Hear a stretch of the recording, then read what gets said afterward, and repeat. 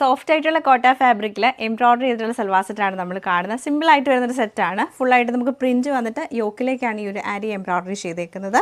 Bottom നമുക്ക് cotton സിൽക്കിൻ്റെ ബോട്ടവും dupatta നമുക്ക് കോട്ട ദുപ്പട്ട തന്നെയാണ് വരുന്നത്. ഇതൊരു പിങ്ക് ടോണിൽ വരും. ഇത് നമുക്ക് വരുമ്പോഴത്തേക്ക് light blue colour, greyish blue കളറിലാണ് വന്നേക്കുന്നത്. പീച്ചിൻ്റെ കളർ വരുന്നുണ്ട്.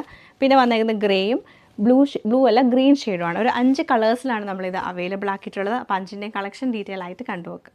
ഇങ്ങനെയാണ് നമുക്ക് ഈ ഒരു സൽവാറിൻ്റെ പാറ്റേൺ വന്നേക്കുന്നത്. ഫുൾ പ്രിൻറ്റ് വന്നിട്ട് യോക്കിലേക്കാണ് ഈ ഒരു എംബ്രോയിഡറി ചെയ്തത്. ലൈറ്റ് ആൻഡ് ഡാർക്ക് പിങ്ക് ടോണിലാണ് വരുന്നത്. എംബ്രോയിഡറി വരുമ്പോൾ നമുക്ക് ഡാർക്ക് പിങ്കിലാണ് വന്നേക്കുന്നത്. ദുപ്പട്ട വരുമ്പോഴത്തേക്ക് സെയിം കോട്ട ഫാബ്രിക്കിൽ തന്നെ സോഫ്റ്റ് ആയിട്ടുള്ള ഫാബ്രിക്കാണ്.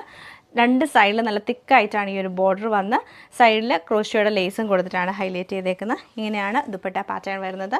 ബോട്ടം കോട്ടൺ സിൽക്കിൻ്റെ ബോട്ടമാണ് പെയർ ചെയ്തേക്കുന്നത്. സെയിം പാറ്റേൺ നല്ലൊരു ഗ്രേ ആൻഡ് ബ്ലൂ കളർ കോമ്പിനേഷനിലാണ് ഈ സെറ്റ് വരുന്നത്. നല്ല രസമായിട്ടുള്ള ഒരു പീച്ച് കളറിലാണ് ഈ സെറ്റ് നമുക്ക് വന്നേക്കുന്നത്. ലൈറ്റ് ഗ്രേ ടോണിലാണ് ഈ സെറ്റ് വന്നേക്കുന്നത്. നല്ല ഭംഗിയായിട്ടുള്ളൊരു ഗ്രീൻ കളറിലാണ് സെയിം പാറ്റേൺ റിപ്പീറ്റ് ചെയ്തേക്കുന്നത്.